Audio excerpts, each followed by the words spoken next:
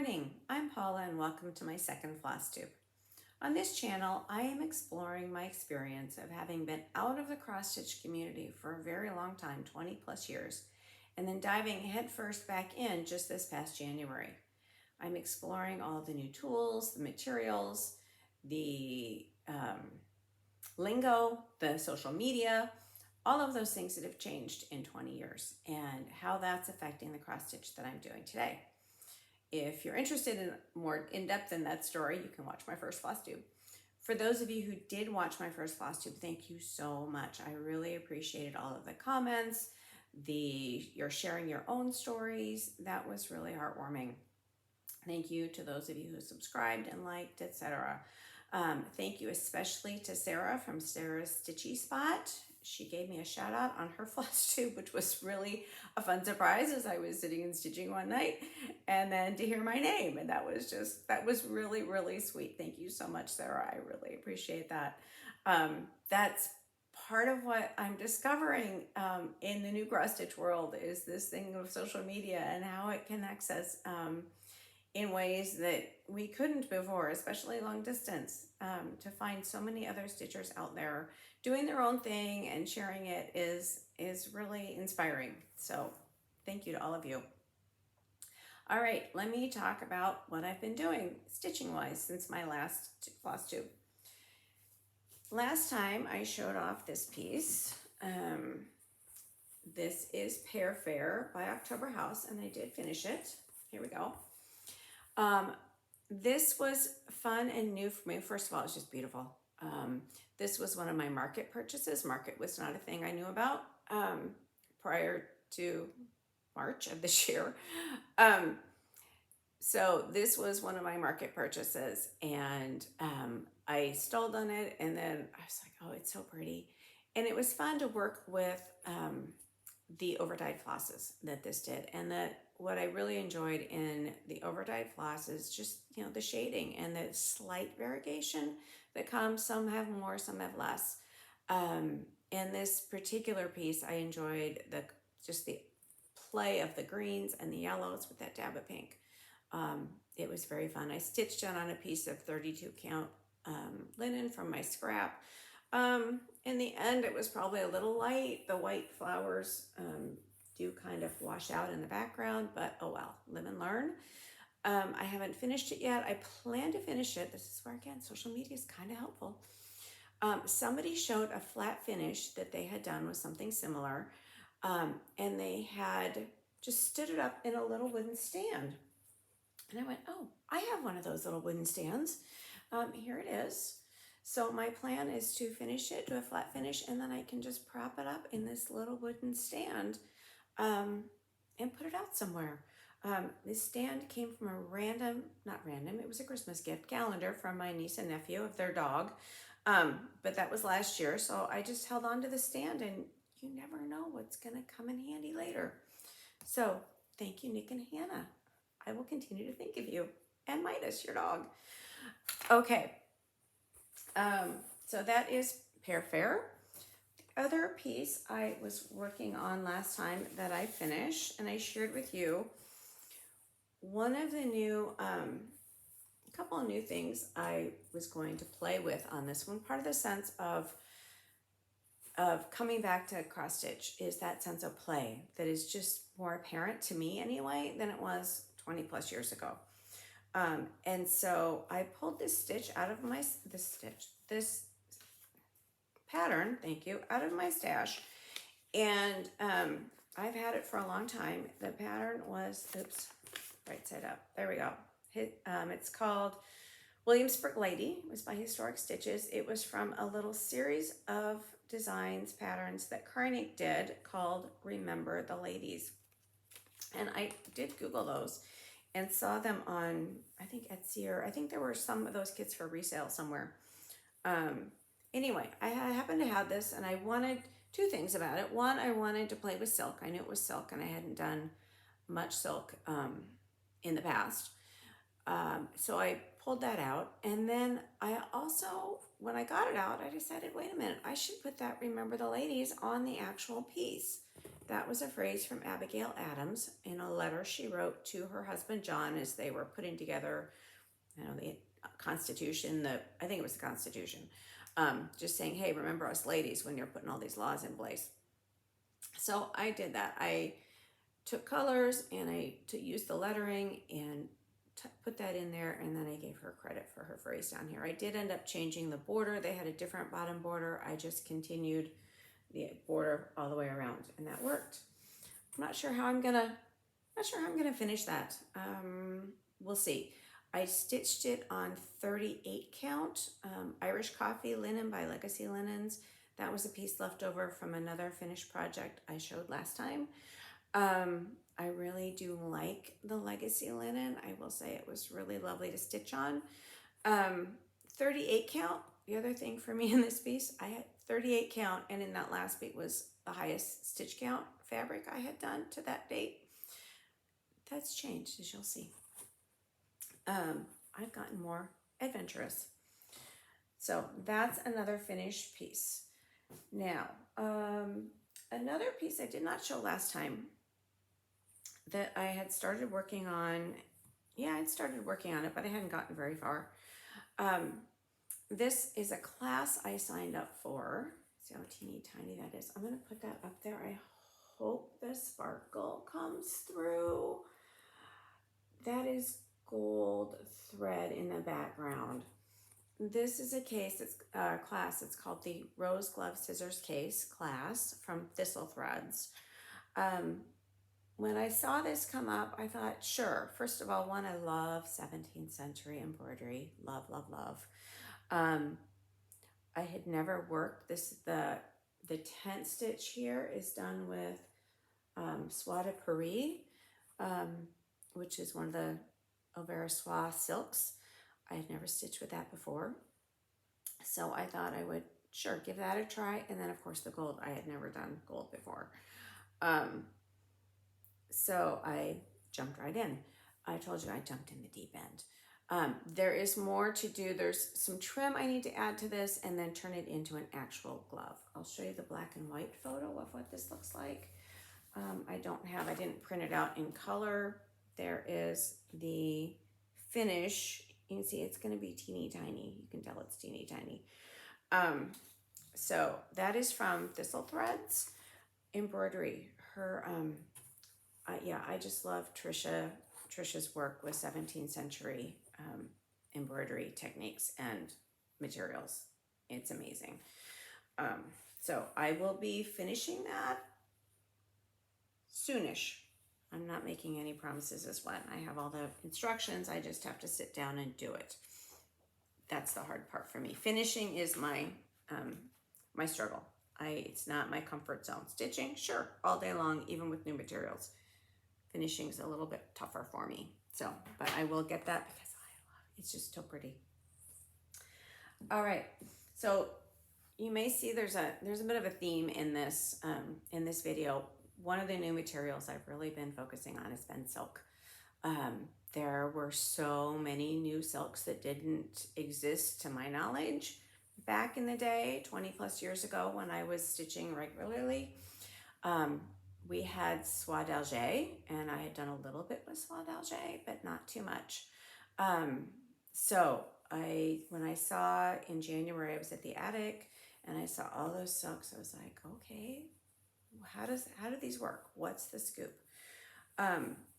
So another project that I took on for a number of different reasons, but one of the reasons was to work with more silk.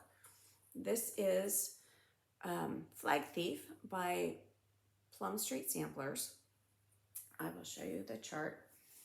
Here is the original chart. This is by Plum Street, and this is the original chart. I chose this as part of the Hollis Summer Holiday SAL. SAL is for Stitch Along or Start Along. The idea was you start on Memorial Day and finish on Labor Day. And I'm making good progress. I think I'll manage that.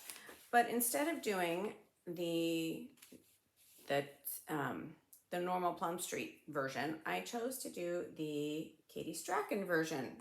Katie is a FlossTuber, an amazing needle artist who has done a lot with playing with color conversions and different materials to get different results.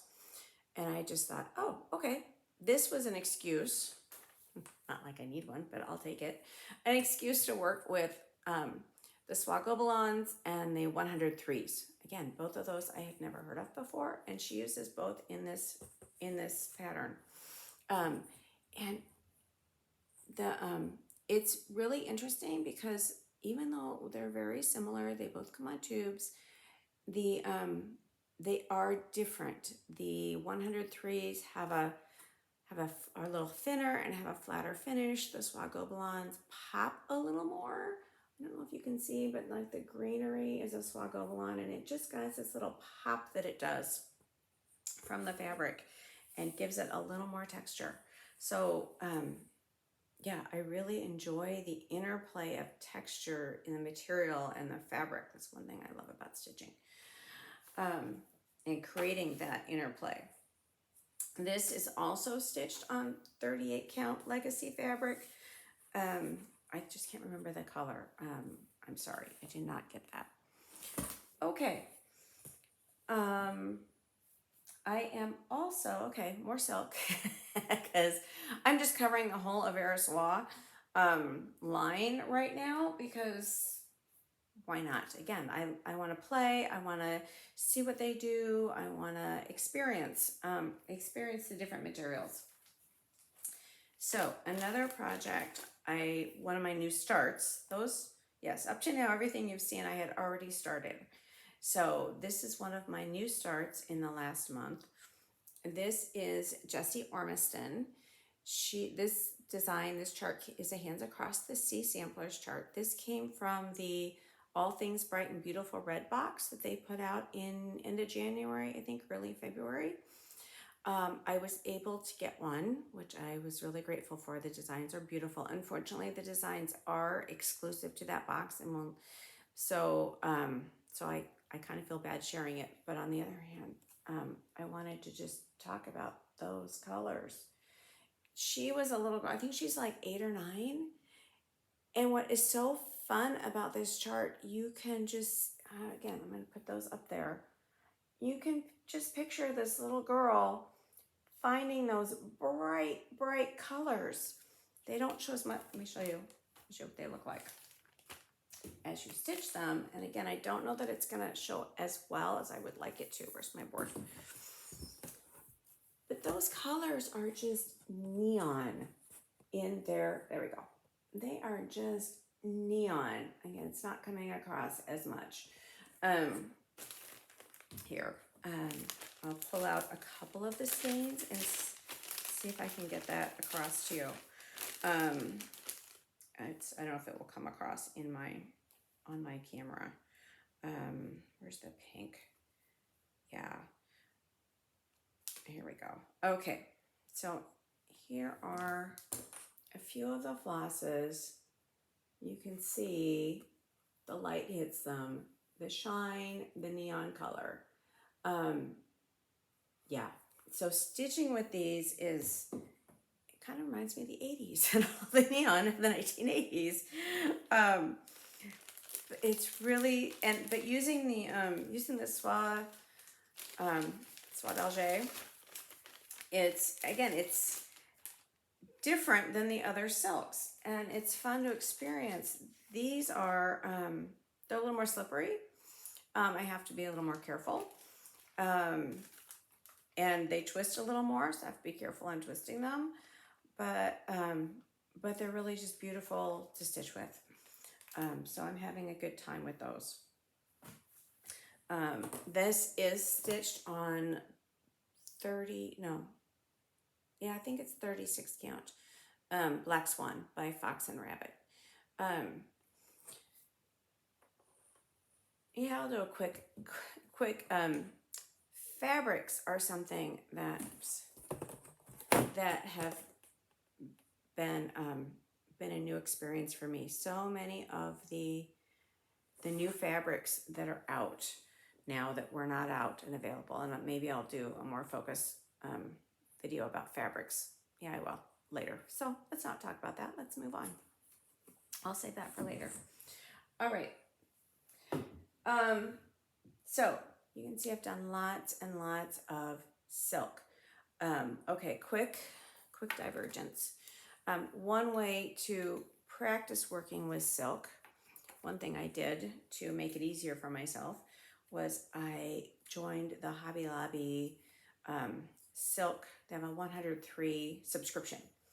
So I received my first batch of those silks just last week. Here we go. If I can hold them up here. So these were they were actually the June colors. Again, so the shine on the silk is so pretty, and these colors are just so soft. I'm really looking forward to doing something with those. I don't know.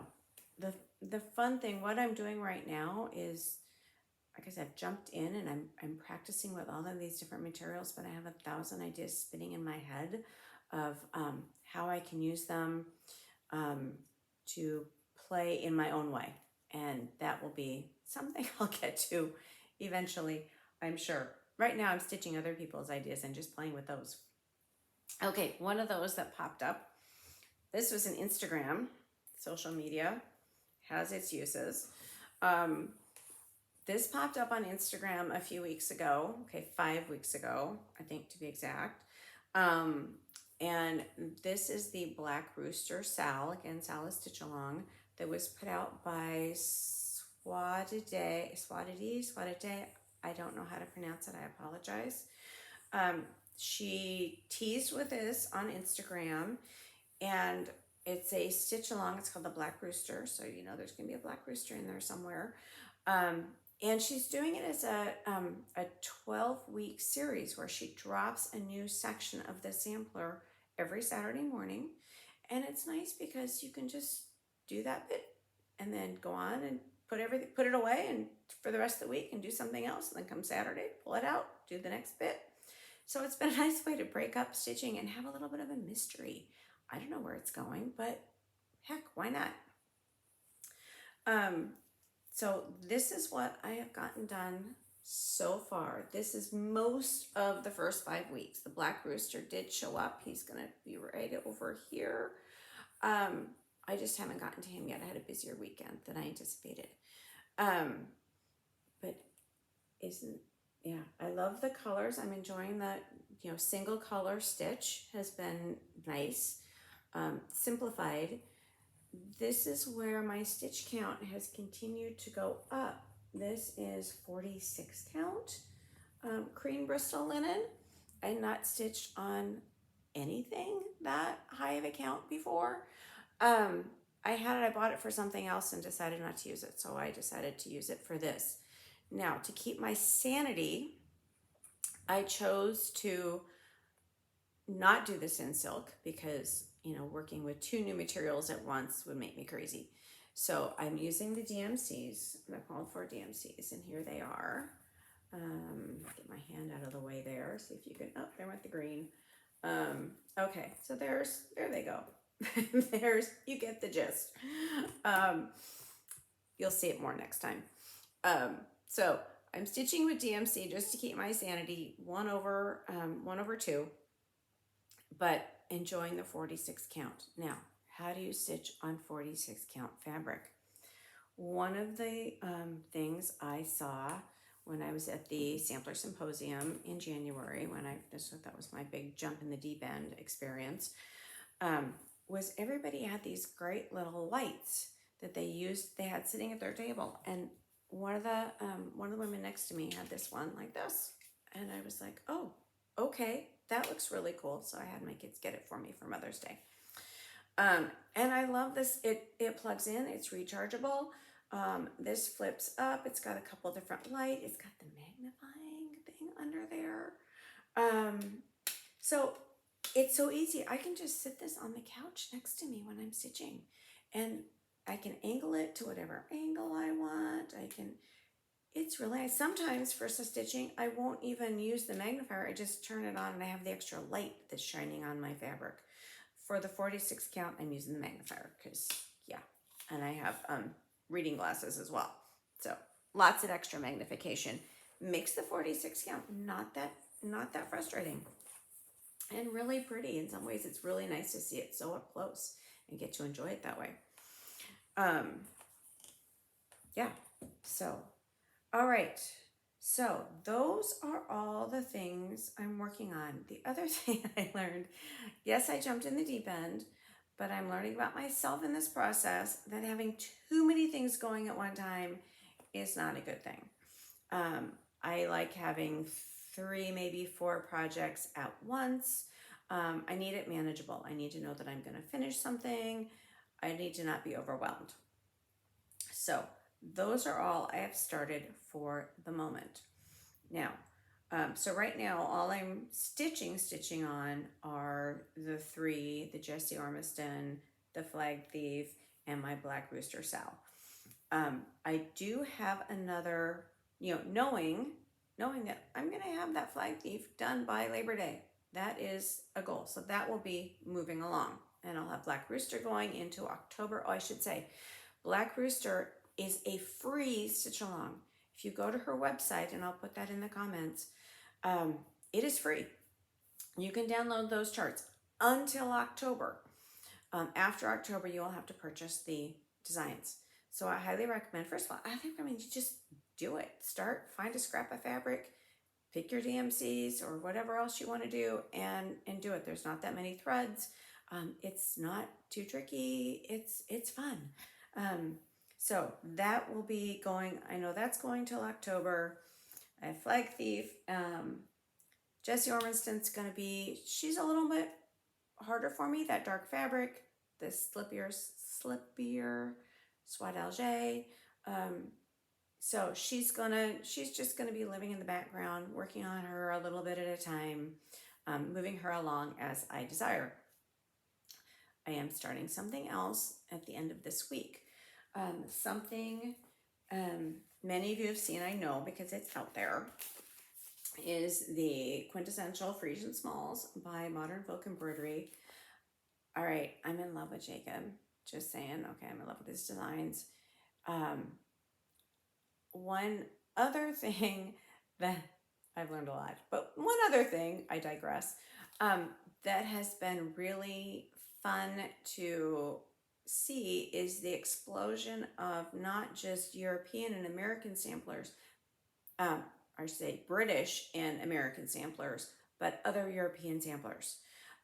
So seeing more of the Dutch, the Frisian, the French, the Spanish, and I think that's probably just, the result of the internet, social media, whatever. But it's so fun to see so many different designs from all over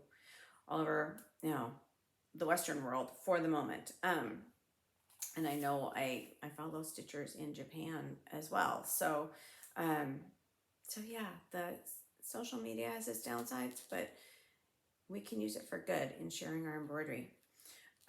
Anyway, back to the Frisian Smalls. So this is another stitch along class on finishing. As I said, finishing is not my specialty. I can do it. It just takes a little more effort. And so I thought, well, this will give me a chance to practice again on small projects. So I know many people have already started the stitching. I have not.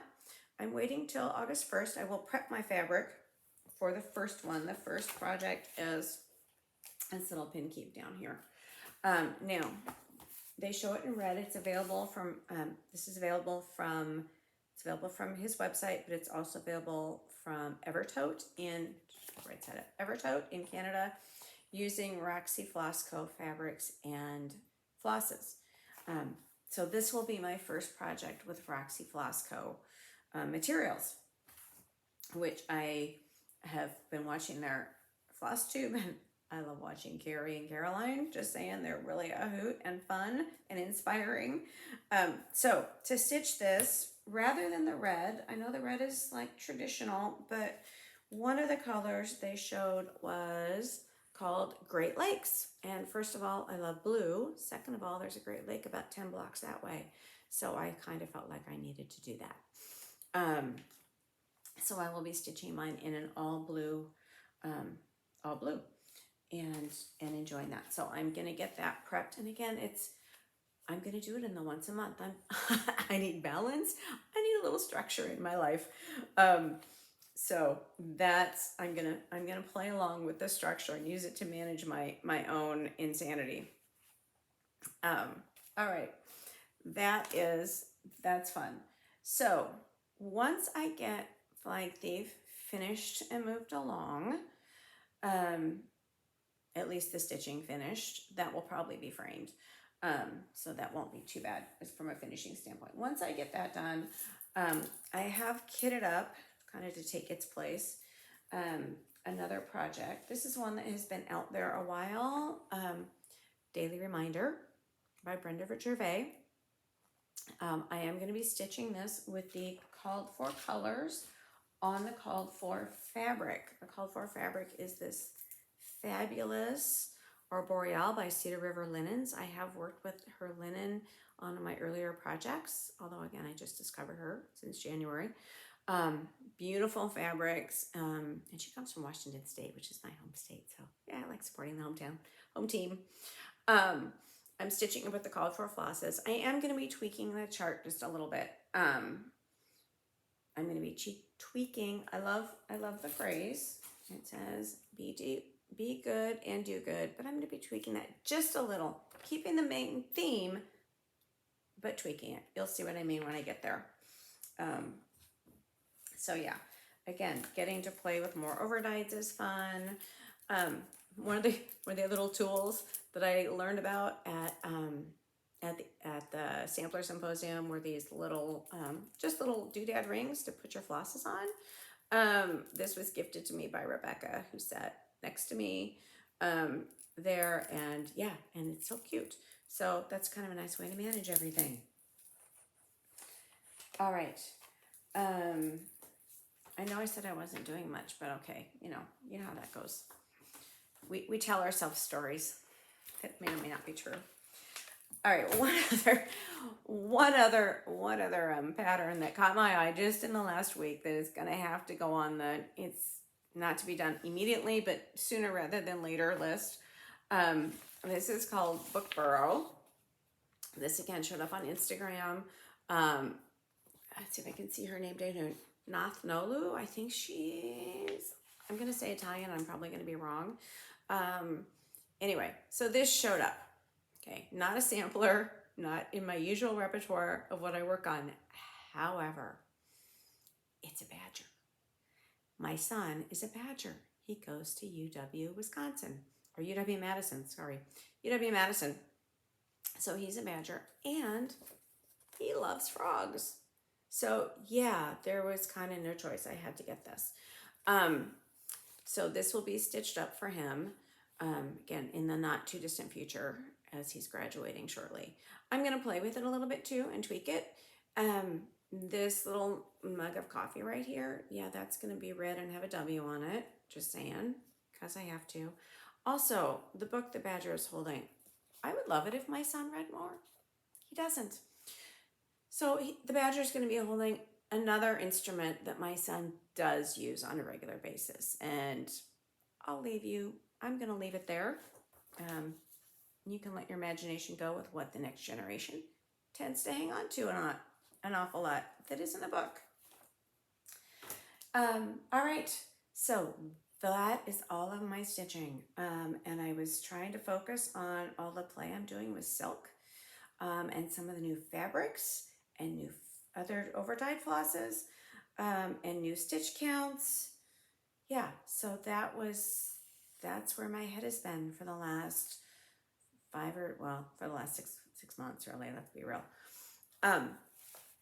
Real quick, I want to talk about outside of stitching materials, some of the other things that I have been purchasing in the book category. I'm a reading teacher by trade, so books, my son might not read books, but I love books. Hello, books. And stitching books are something that I've always had a big collection of, well, until about 20 years ago when I stopped collecting pretty much anything. I carried them everywhere. I've had my books. They're on my bookcase. I look at them from time to time, dreaming of the future. Well, now the future is here. But I'm also got a little bit of catching up to do on the books.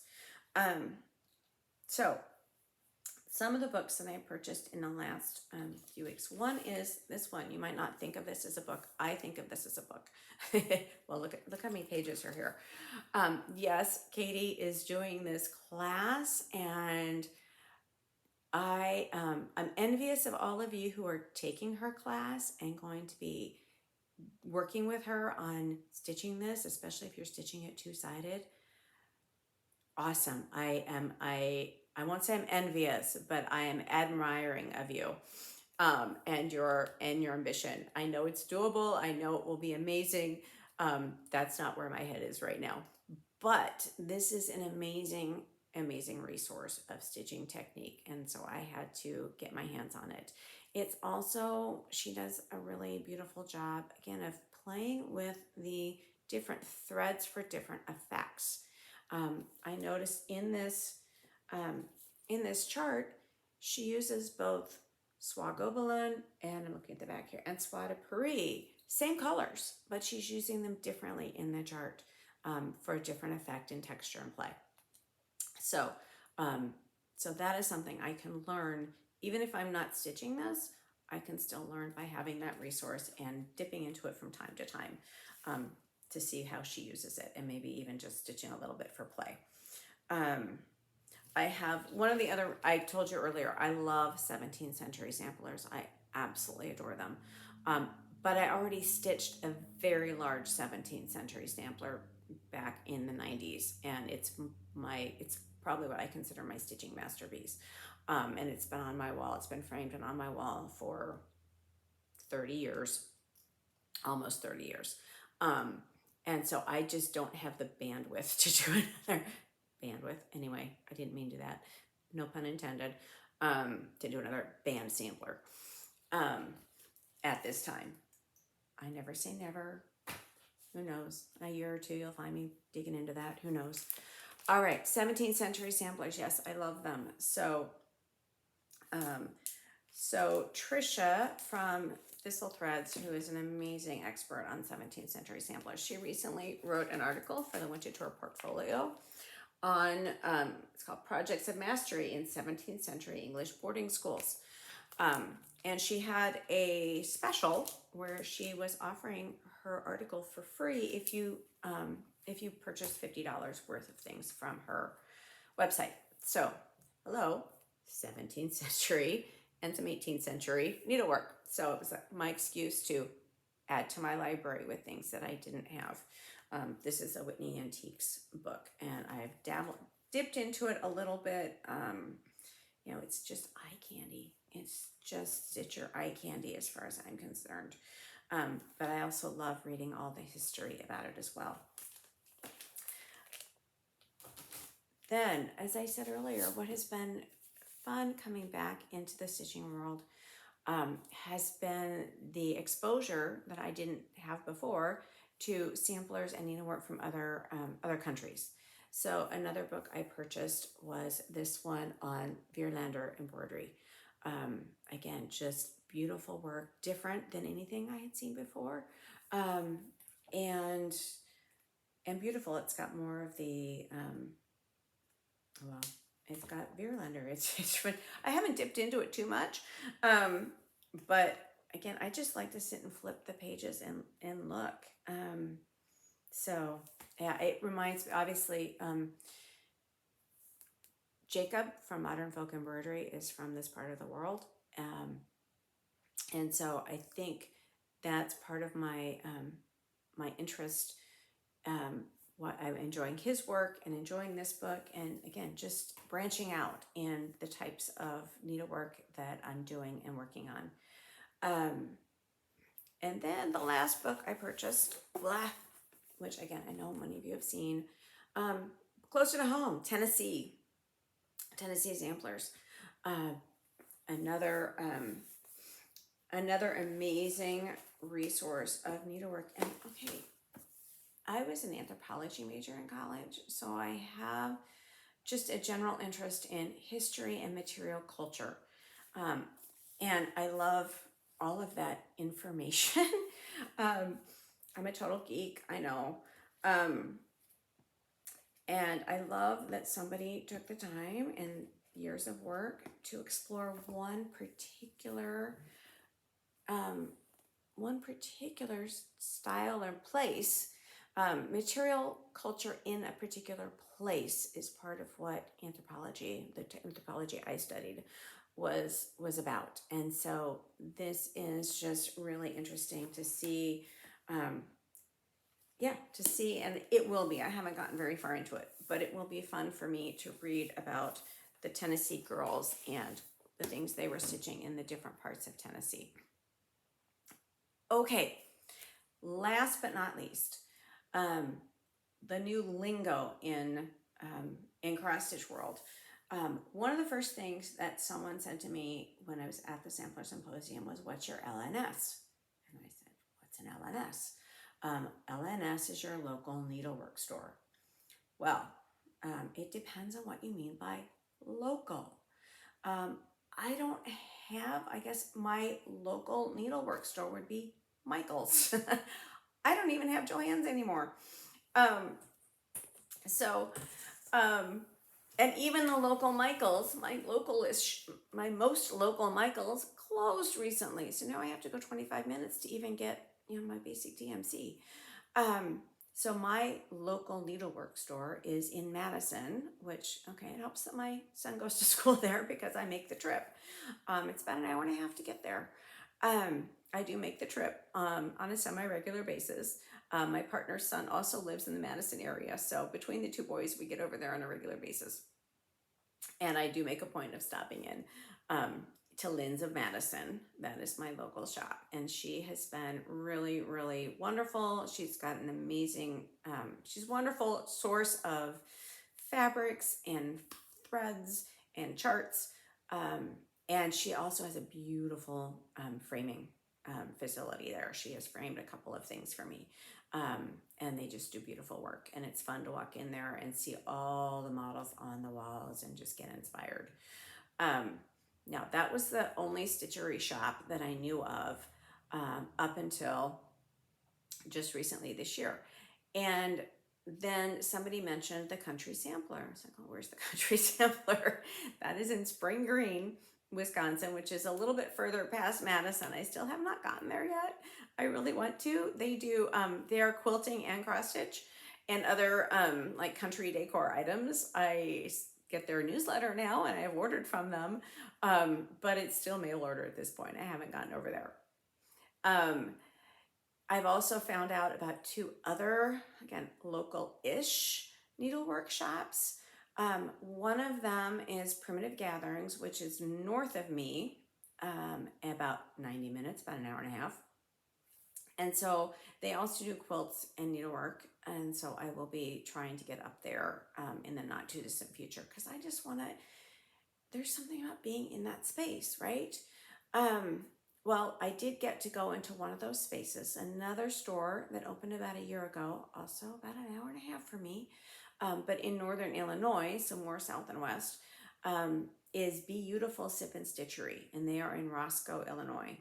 So I was down in that area last week and said, okay, I'm going to make an extra little detour because I want to check them out. I want to go be in my local, in a local shop and see what's there.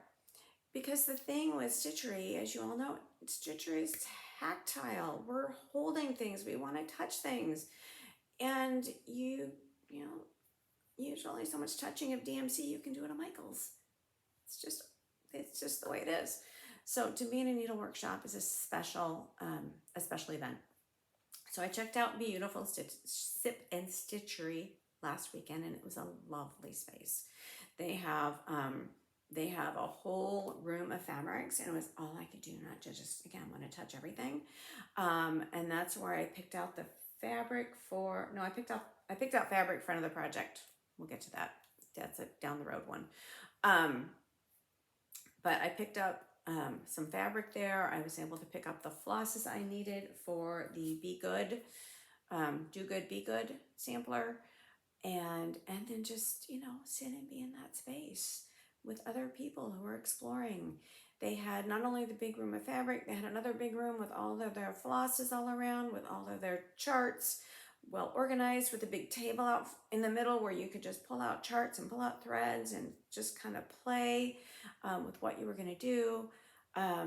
They had all the tools. They had a separate room to just hang out and stitch. There were a couple women just sitting in there stitching. They have regular times. I think they do classes for children, which is awesome. Let's bring on that next generation. So yeah, so I did get down there too. So one thing I would love, if you comment on this, on my video, would you please drop in the comment section the name of your local needlework shop, whatever that may be. And maybe it is Michael's or Hobby Lobby or something. What is your local shop? Where do you go when you need that hit of needlework? I don't know, your hit of needlework stuff. Because one reason I would love to have a resource. I do travel sometimes. I do road trips and I take trips around the country. I would love to know where there are other local needlework shops that I can pop into, get that experience, support in any way that I can when I am there. So please drop in the name in the comment section of your local needlework shop. So I have a resource that I can go to, and then other people have a resource. And I will put in my comment section the names of my local needlework stores and the towns where, put in the town and the state where they are, so that I don't have to do too much digging. And I will put in that information as well, so that we can support those local shop owners. That is huge. It's very daring to open a shop of any kind, open a business of any kind. So we want to support those local shop owners as much as possible. So yeah, if you would do that, I would appreciate it. All right. So thank you so much for joining me today. Thank you for coming back. If you've come back, thank you for coming for the first time. If this is your first time, I really appreciate it. And I look forward to seeing you next time. Have a great day.